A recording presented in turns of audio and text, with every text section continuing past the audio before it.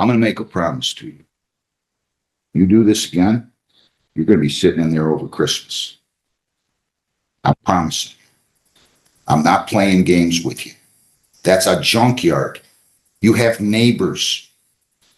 They don't need to have that blight by their house. My God, who would buy a house anywhere near there? Welcome to one of the most jaw-dropping court hearings you'll ever see.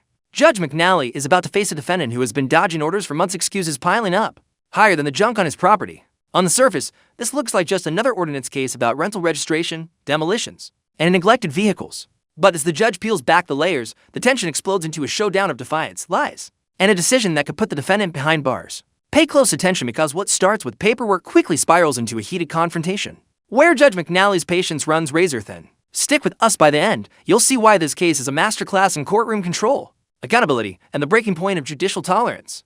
I'm going to be completely candid. I don't know what to do because he's not going to listen. He's not going to comply with the orders. Yeah. He's not defiant. No, you're not. No, you're not. You're not going to comply with orders. You're going to give me every excuse under the sun. Razangani, 25B82626. Come on up here, sir. We're going to have a 4-week adjournment here, Lisa. Your name, sir? Narayan Racing. Okay, so I want to be clear. I'm going to give you 4 weeks. That's what the stip says. But you either have to have it says it's his intention to sell the property. That's fine. But if it's not sold, I expect you to have the rental registration accomplished. Do you understand that? I'm just telling you. Ms. Foley Carter, your name? Caitlin Foley Carter. I'll give him his 4 weeks, but this sounds like it's been going around here. Like, let me see here. Fail to register rental property, second ticket. Right, it's been 2023 is when the process has been, or the property has been vacant. So my understanding is its intention to sell it. If that's its intention, I'm fine with it, but it needs to get on the market. I'll adjourn it 4 weeks, Lisa. You put it in the market. I don't know what you guys are talking about. That's up to you two. If she's happy, I'm going to be happy, but you got to have rental property registered. Give me the date, Lisa. October 22nd at 8:30. October 22nd at 8:30 in the morning. You'll go down the hall, sir. You'll get your notice and we'll see you back here then. Any questions? No, Your Honor. Good luck. Robert Thomas Boyd, 25B82557. Your name? Robert Thomas Boyd. Before we go on, I'll be happy to provide you with a lawyer if you want. This is a review hearing. No, sir. You waive your right to a lawyer. I do. Name? Caitlin Foley Carter, Constance Township. Rob Harris, Inspector Brown South Township. Please tell me he did what I told him to do.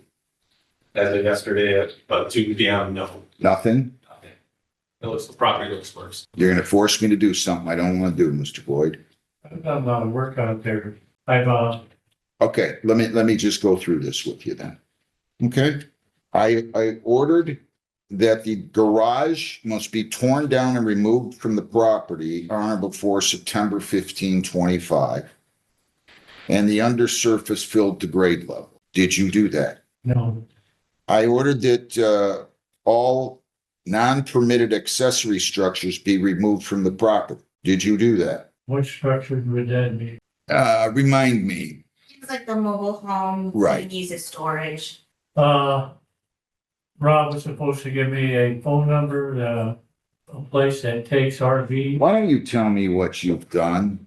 I ordered you to have all vehicles on the property licensed and operable, and that they had to be located on a concrete or asphalt driveway surface.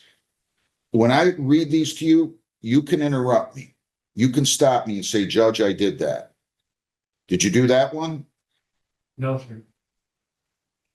I also said all inoperable vehicles have to be stored inside an enclosed building or removed from the property on or before October 1. Did you do that? Partially. I also ordered that all recreational vehicles have to be operable as well as licensed and registered to the owner or occupant of the property.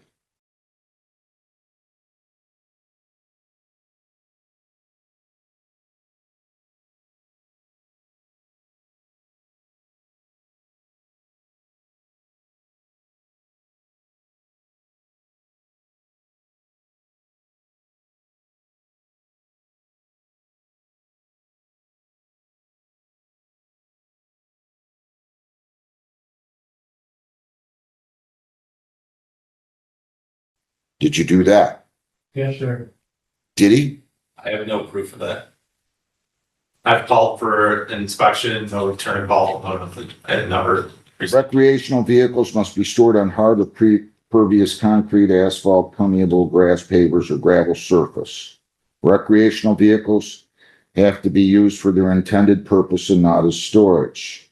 Winter boat storage is only permitted on residential waterfront surfaces and therefore not permitted at the property. Junk, trash, rubbish, darts, anything that creates rodent harbors or refuse of any kind needs to be removed. The weeds, grass, and undergrowth must be cut and maintained so as not to be higher than 8 inches. And I also ordered that prior to the review hearing of, actually today or September 26th, I said, defendant is to permit Brownstown officials on the property for a compliance inspection. Did you allow them? Did you call there? Yeah. Did he call you and he never called you back? Why didn't you do that? Didn't get it. Listen, Mr. Boyd, There are some, circumstances here I'd like to tell you about. Mr. Boyd, I'm going to listen to you. But it's not like this just started. This has been going on for, as I understand it, how long? Well, there's opens, for over a couple of years, and then I took it on, like at least 8 months ago. And the property's getting worse. I went out there. I didn't want to touch anything. I want to listen to what you have to say.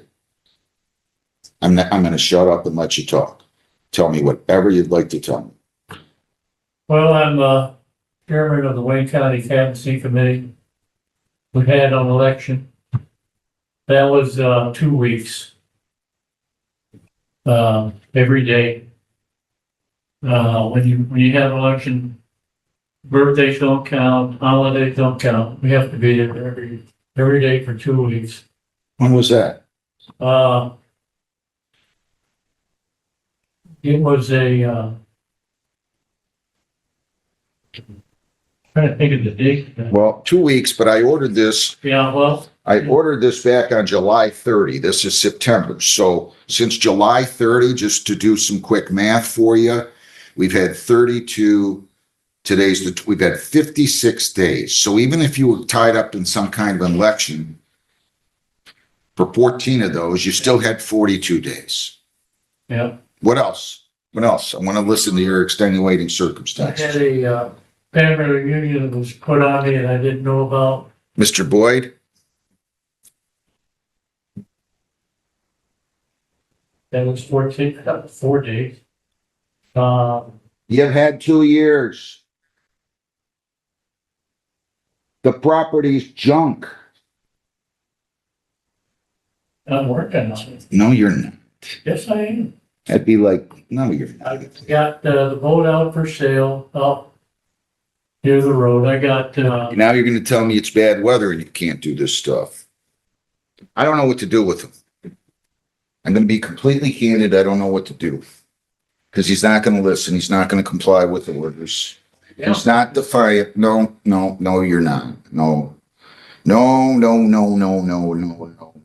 you're not. You're not going to comply with orders. You're going to give me every excuse under the sun. And this can't go on. It just can't go on. And you're going to force me to put you in jail today. And I don't want to do that. I want to go. I feel like I've begged you to do these things and you're not doing them. And then last time I got a little more forceful and I ordered you to do it and you haven't done anything. I'm working this. No, you're not. No, you're not. Come on. Don't lie to me. I'm not. I don't like people that lie to me. I think there's nothing worse than a person that stands in the courtroom and looks a judge in the eye and lies to them. This is, I don't know what to do with you. I don't know what to do with you other than jail you, because I'm not going to get your attention.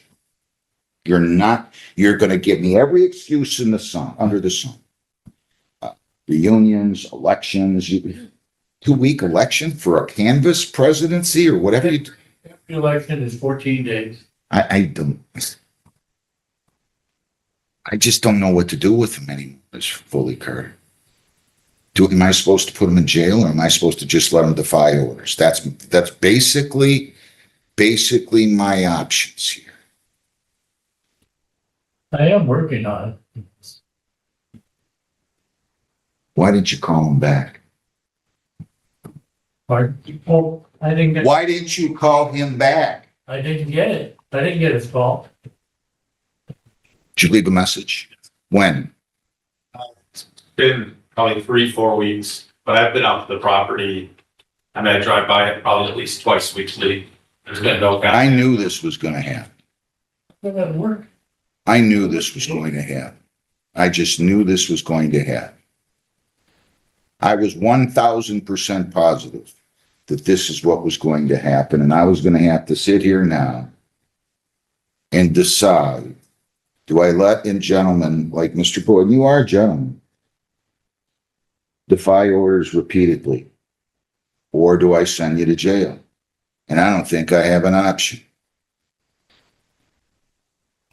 I need more time. You're going to serve 5 days jail starting today, sir. It's first technical, I'm sorry, that's what I'm doing. Coming to serve 5 days jail forthwith. And Hard to do any work from jail. listen, I'm going to make a promise to you. You do this again, you're going to be sitting in there over Christmas.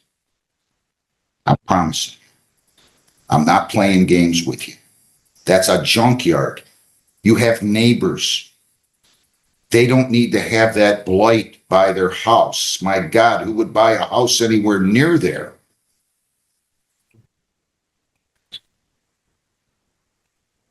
I don't know what else to do. You're in custody for 5 days. Good luck.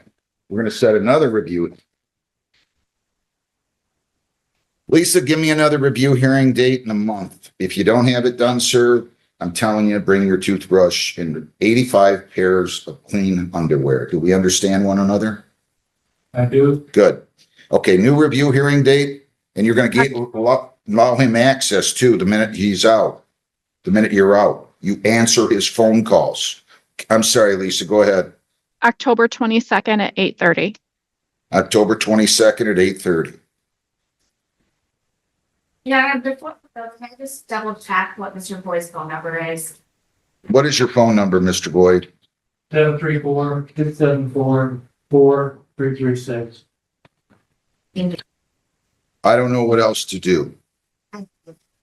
My concern is, Mr. Boyd's had problems with ordinance since I was in middle school, as far as I'm concerned. This continues to happen. This citation was issued back in April. We've been running around with this. It's not only the neighbors and the blight issue, it's also the dangerousness of the building, especially that garage. He hasn't taken out any permits or anything of that nature, so he's had no intention to comply. No, I've just heard excuse after excuse. Gotta have a permit.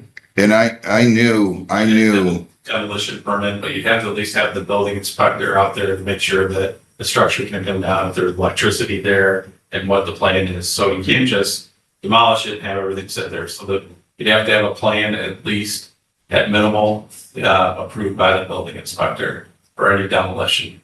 But he told me that. Mr. Boyd, listen,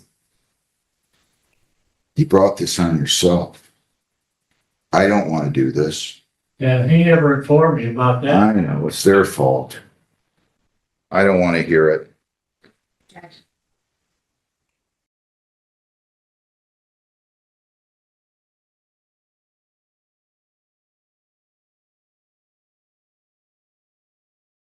And there it is, the breaking point. After years of back and forth, countless excuses, and the property turning into a community blight, Judge McNally lowers the gavel and sends the defendant to jail for 5 days.